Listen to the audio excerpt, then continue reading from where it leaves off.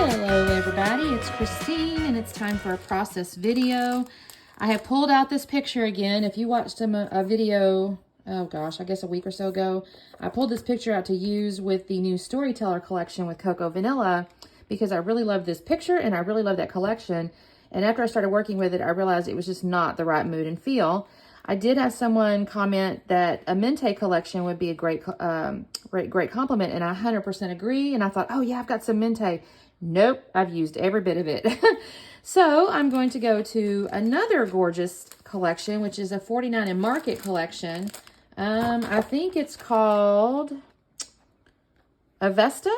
I think it's the name of the collection. It's got like this pink and like soft green and some soft pinks and stuff. You can kind of see, you know, the palette here. And I think this works pretty well. And this does give me a very soft, you know, ephemeral mood and feel. And I'm thinking what I'm going to do. I don't have any sketch or anything at this point, at this point, I don't have a sketch or anything.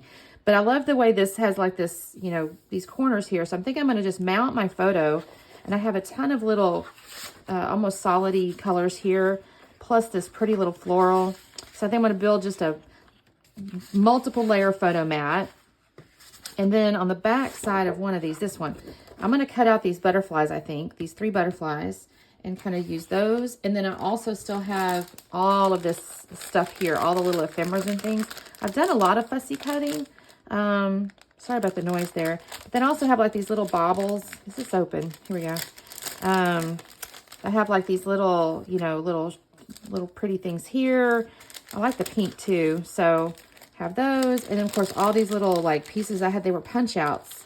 And I'm thinking what I'm going to do, and I need to kind of just play with it a little bit, is again, I'm going to mount my photo like 3 or 4 times just to build it up. And then I'm going to put it, I'm thinking about here. I got to figure out a title too. That's the other thing, y'all. I haven't figured that. I do that every time I get this video going and I don't have my title figured out. But anyway, I'm going to probably do it like this and just mount the photo up. I got to think about where I want the title. I feel like down here is maybe what makes me feel happy. But again, I'll start kind of playing with stuff because I want to kind of build, you know, around, because she's kind of looking this way. And I think that looks really pretty. So anyway, that is my plan. So I'm going to fussy cut these out and mount my photo. And then I'll come back on when I've kind of pulled out all my ephemeras too, so we can play. All right, talk soon. Hey guys, quick check-in. I have basically fussy cut my little butterflies that I mentioned out of the piece of paper. And I have quadruple matted my photo. Then I also dug around and I found in my stash I had this title, y'all. I took it out of the packaging, so I don't know whose it was. I say that. I think it was a hip kit, but it would have been a year or so ago at least. But it has all these really cool, like, scripty kind of colored title things. And this word moment is in here, and I thought this looked really pretty here. I know it's got a little blue here, but I think it's okay because it kind of goes with this. It's so faint, it's not that bad. And then I had this bag of letters. Y'all, I don't even know where this came from. They're in a bag. But I had enough to make it, y'all, I had a dot. Oh, here it is. I had enough to make time, and I had an N. I did take a J, and I've kind of made that work. So now my goal is going to be moment in time is what I'm going to do here, back under here. I thought the wood veneer was really pretty, and I think it goes nicely with this collection. So I'm going to go and attach these. Now what I'm thinking here, see how this weird, I had done this as a screenshot off my phone. Couldn't tell you why I did it like that, but anyway. But that little tail on that little butterfly hides that really nicely. And then I'm going to just kind of come down in here and do these guys, you know, something like this, I think. And it kind of ties in with that butterfly. So that's my goal there. And then I'll get back into my ephemera. So let me glue this stuff down since I know where it's going. And then we'll go on probably voiceover version, if you want to call it that, for like picking the rest of the things and putting them down. All right, talk soon. Okay, gang, so at this point, I have glued down my photo and I have glued down the 3 butterflies, and I decided to go ahead and do the title because I knew about that. Again, sometimes, you know, when you're working on things, if you know something, you do it before you do the unknowns, right? So I've got my title down there and I'm building up my little end time, and I was really pleased with this little set. It all worked out perfectly from a spacing standpoint because I even think I've got the butterfly wing exactly, you know, in the little title area there. So I really like this. I do use my Nuvo glue to start gluing the letters down. I think I'm going to cut away in a second so you have to watch everything, but I basically just glue the letters down, kind of making sure they're in line underneath that moment there.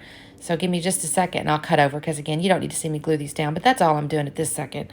And then I'm going to come over here and start putting my, oh, what am I doing, y'all? Oh, I've got the foam behind the butterfly. So now what I'm doing here is I do put the center of the butterfly, I glue it kind of flat to the paper, and I take the foam and put it behind the wings. And if you've watched me for any length of time, you know that I do that pretty regularly. It just gives the butterfly a little dimension on the page. You'll get a little shadow. It doesn't add tons of bulk to your page, but it just makes it look a lot more pretty.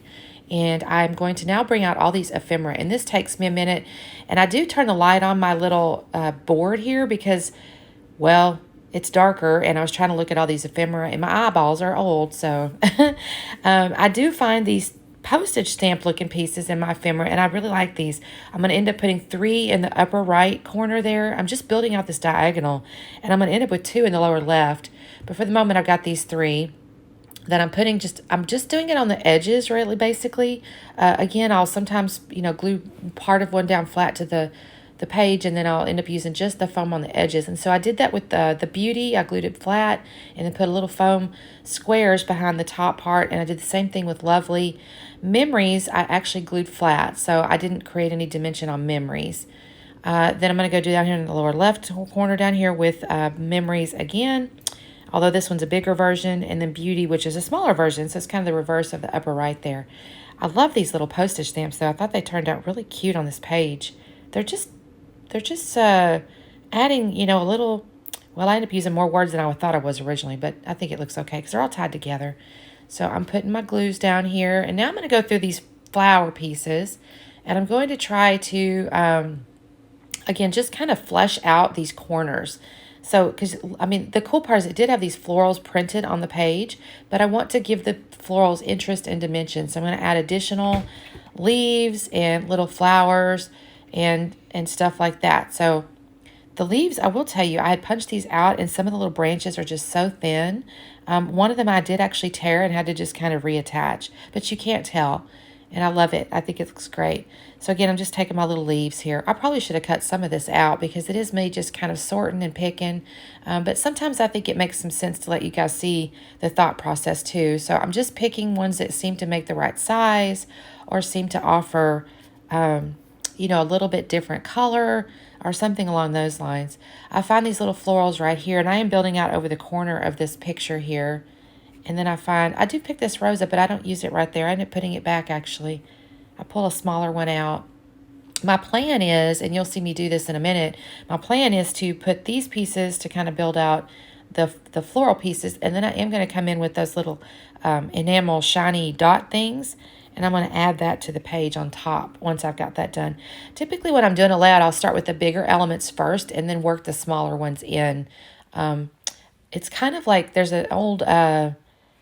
I don't know, it's a wives' tale. It's like a story where this professor's filling a bowl or something, and he's got the biggest, it's like golf balls. He says, "This is full," and then you start adding littler things. Anyway, I just start with big stuff, and then I go little.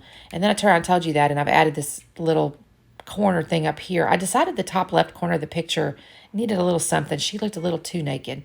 So I'm going to add this little, it's like a little arrow pointy thing, and then I'm going to have the word "so pretty" on top of it. I'm going to be honest and tell you there was two combinations of this. So one word said gorgeous and one word said so pretty. The gorgeous was on a green. Obviously this so pretty is on like this pinky color.